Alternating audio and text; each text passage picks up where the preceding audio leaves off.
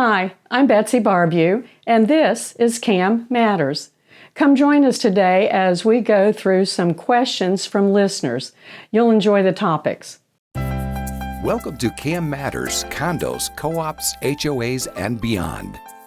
Betsy Barbieux is an informational leader in Florida on community association living, rights, and obligations. She is an expert on the rights and obligations of owners as well as the association. If you live or are planning to live in the state of Florida, there's a good chance you'll be part of a community association. And by the end of this show, you'll know a little bit more about community associations and why they matter. Well, thanks so much for being here. We've got a great show today. We are going to focus on questions and answers that Betsy tends to get. But Betsy, if you don't mind, first, I'm going to start with a couple personal things. She's going to take an interviewer's privilege here. Well, since our last show, we've had a couple things that have popped up in our personal HOA, and I couldn't wait for you to come because we need some help. Go ahead. All right, so Betsy, the first question is, let's say that let's just pretend that there's a homeowner in an HOA that has an aggressive dog, was adopted as an aggressive dog, not an aggressive breed, but knew that this was an aggressive dog that he would need to work with. The dog tends to often break off the leash, created trouble with a dog that was being walked on a leash, caused harm, had to go to the vet. It's turning into a bit of a pattern of this dog being aggressive and causing trouble. What do you do? What rights do we have as fellow homeowners in this area? Well, I think that there are two avenues.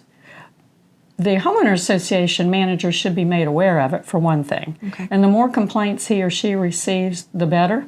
And if anybody has pictures of the dog off a leash, that would be great. Oh, that would be really, really good. Okay. At this point, you don't have pictures of the incident, but if you have pictures of the dog off the leash, that would be very helpful. Also, the association has a responsibility for notifying the owner and telling them that they have to have the dog under control.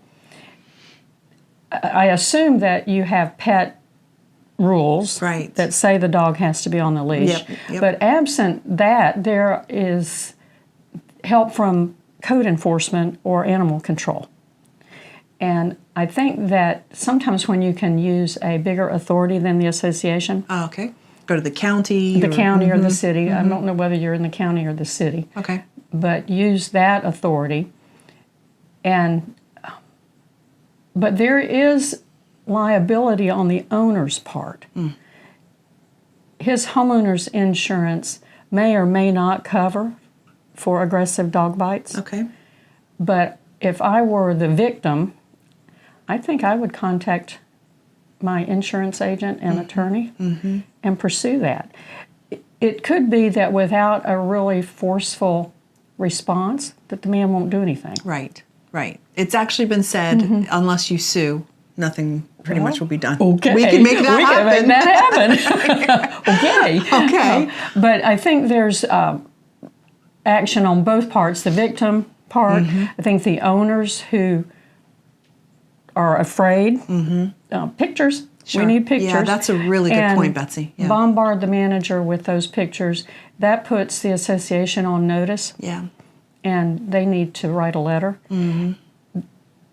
The owner is probably violating the pet rules that you have, but if you don't have any, it would fall under the nuisance clause that's in your declaration. Okay.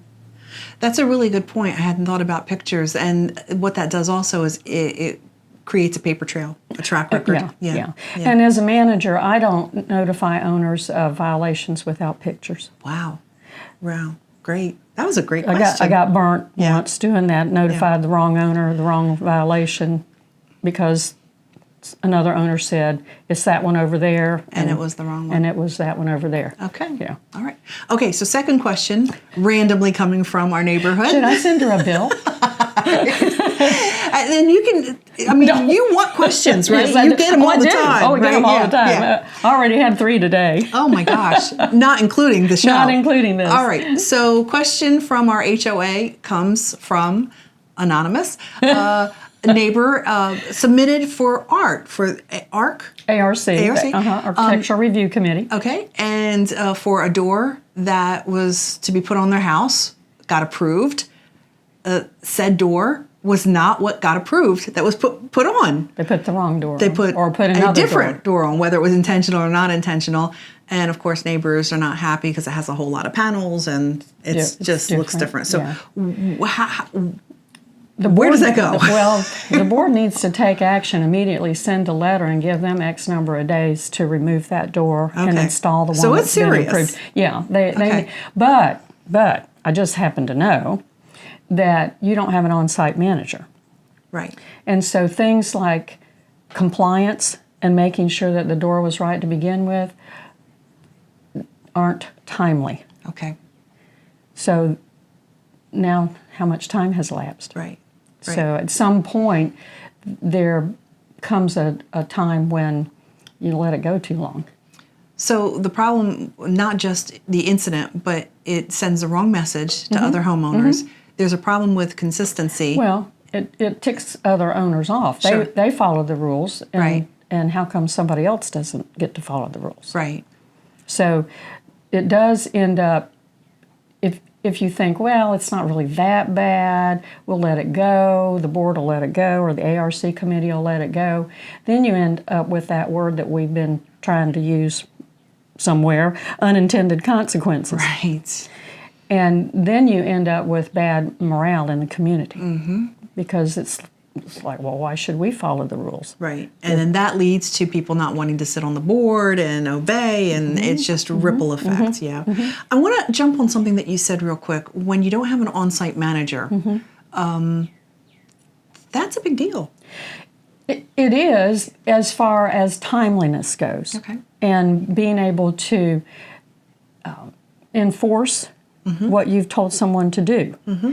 If you have a manager that only visits the property once a month, and they write a letter and tell an owner to not park their boat wherever they're not supposed to park it, they're not going to come back for another month to see if the owner complied. And in the meantime, the owner could have moved it 3 times and moved it back and forth. Sure. You know what I also see happens is that neighbors try to fill that gap where a manager should be, and they're giving sometimes misleading, wrong information. They want to posture to seem like they're taking control, and they're trying to step into the role of what a manager is, and they have no business doing that, and that causes all kinds of trouble. That causes trouble. So. I had one of those happen. Okay. I have a board treasurer. Well, we love these stories. Let's hear. She thinks she's both. Okay. The treasurer and the secretary. Okay. And which is the job that they've delegated to me. Okay. By a contract, and I take the role as secretary and treasurer, but she's going to do it. Okay. And she took an old set of rules and regulations and recorded them and brought them to me and said, "Look what I did." And it was a unplanned, involuntary. No, please tell me you did not do that. But that was just all in your head. It didn't come out. No, it came out. Yeah, it came out. That was just stupid. Anyway, no, it was not pleasant. But emotions can run high. It was. She said, "Well, the clerk said that it was okay for me to record it. The clerk at the court said it was okay." And I said, "Yeah, they took your money." Okay. No, they're not. And I wanted to say, okay, does the clerk have a license? Do you have a license? Oh, guess what? I'm the only one in the room that has a license and know what to do. This is why it's important to have someone in charge. Oh, my gosh. Now she has, the unintended consequence there is that now I don't think these rules are enforceable. Okay. So I don't know what to do with them. So now everybody loses. Yeah, they should never have been recorded to begin with. Okay. There is no good minutes trail that they were voted on properly. When you change rules and regulations that affect the use of owners' parcels or lots, like changing a door, like you can have this kind of door handle or that kind of door handle, and their rules were full of all kinds of things that would affect the use of the owner's property, Okay. not just the use of the common property, like the pool hours and Right. things.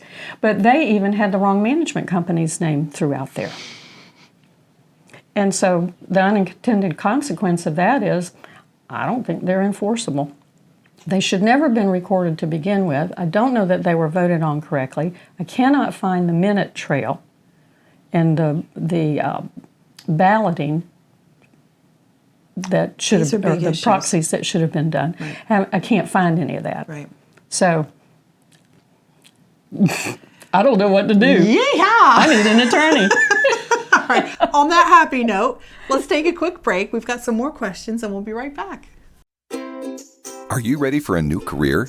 Do you have skills or interest in management, real estate, construction, maintenance, accounting, strategic planning, project management, budgets, human resource management, lawn and landscaping, pool services, or any other expertise needed to operate a community association? If you do, community association management could be for you. For more information, feel free to email Betsy at betsy@floridacamschools.com or visit the Florida Cam Schools website at www.floridacamschools.com. Florida Community Association Management continues to grow. Career opportunities abound.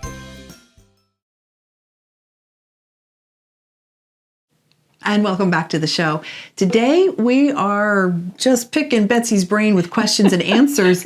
And here's one that happens all the time. Betsy, you got a question from Brenda, and it says that she forgets what's it called when you want to move something onto next month's agenda. That they say it's wrong when they say they're going to table it. What is the correct term? Yes. The word table is used incorrectly by almost every board I've ever listened to. Okay. The word tabling is actually a motion. Okay. And here's how it works. And here's what you're supposed to do and how you use the word. I'm going to use my hands because I got to draw in the air Okay. here. So when you have a motion on the floor, when the board is voting, there's a motion and a second. And as you're having that motion and the second, and you're in this discussion part, all of a sudden, one of the board members has to leave the table. Okay. They've got an emergency phone call. They cannot stay one more second for the rest of that discussion and vote. Okay. So they have to leave the table in the middle of the discussion. There is then a motion to table the motion that's pending. Okay. You table it. You lay it on the table. Mm-hmm. There's a motion and a second to table it. Then Robert's Rules of Order says that motion has to be taken up from the table and put back into place before the end of that meeting and the vote finished. Oh. And that doesn't mean it can't go to the next. No, it has nothing to do with going to the next. No kidding. No. Okay. No, and that's what everybody thinks. So when he gets done the call or So the he gets emergency, off the call, he comes back. He comes back. Then there's a motion and a second to take off the table the main motion and put it back into play. Okay. And then finish your discussion and vote. Okay. That's what tabling is, and that is not what y'all are doing. Definitely not That what we're is doing. not So what what you're is it doing. called when it says, we're going to kill each other if we keep going through this? Let's make this put it on next month's It's agenda. called no action taken. No action taken. In your minutes, there would be a notation of that item. Replacement of the pool heaters discussed, comma, no action taken. Okay. That's it. Okay. I mean, and you don't put discussion. Y'all know that by now. You don't put any discussion in there. You just put that it Right. was discussed. Right. Yeah. Right. Now, Wow. At some point in that board meeting, if that discussion is going round and round and round, somebody just needs to say, can we just move on and decide not to do anything about this? Okay. Yeah, and move on. Right. It's called move on. It's called move on. Or another way to get rid of that discussion and move on is for another board member, it can be any board member, make a motion. And you can make it weird. I move that we spend $50,000 for a pool heater. And then I poke you and you say, I second. Okay. Now we've got a motion. We got to deal with it. Okay. Okay, and so then there's like, what do you mean Right. Right. That's my motion. Okay. And you second it. And then we'll vote, and I vote no, and you vote no. Mm-hmm. Now, got that? Mm-hmm. Are you sure you got what I just said? Uh-huh. You do not have to vote for the motion that you made.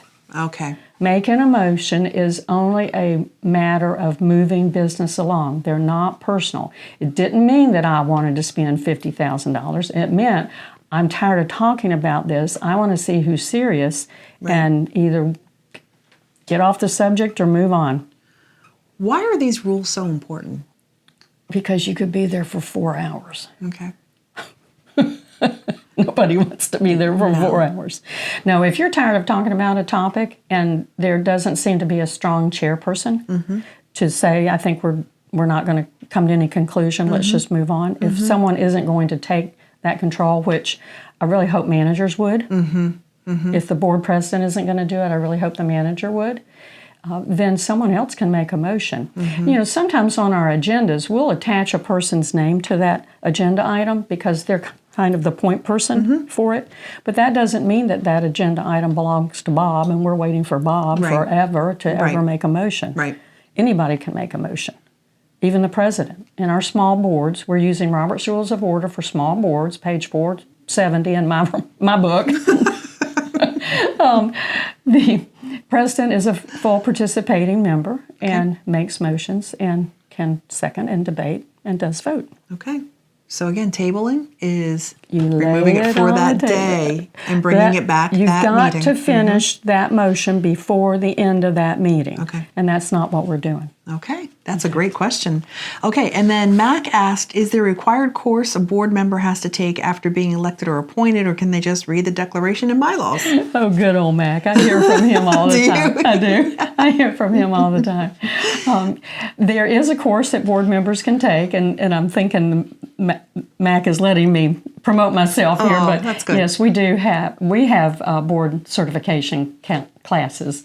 And yes, they can take a class, but as Mac said, can they sign a certificate? Can they sign something that says they've read their documents?